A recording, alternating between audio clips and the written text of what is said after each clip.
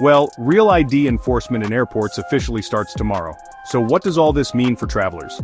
Well, starting tomorrow you will need an ID, one of those Real IDs, to get through airport security. If you do not have a Real ID yet, you will need a second form of identification such as a passport.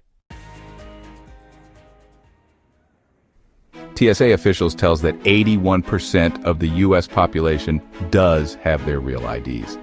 But that means that 19% of people don't, and that's still millions of people. Travelers, check your bags, check your flight status, and starting May 7th, check your IDs. That's when the Real ID enforcement begins in airports across the country.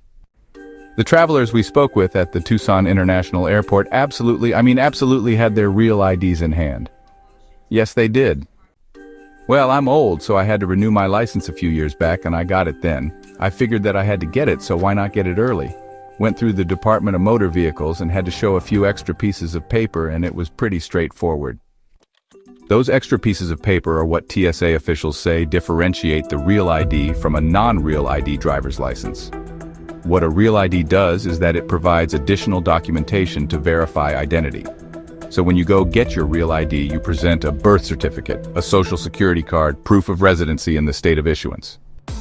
On the physical Arizona Real ID card, you'll notice a star in the top right corner. We actually have over 20 layers of security when you come to the checkpoint. But Real ID is one of the most visible layers of security that came about as a recommendation of the 9/11's Commission. Remember that if you do not have your Real ID yet, you can still travel. You just need that second form of identification like a passport. But if you have any questions, you can contact the DMV.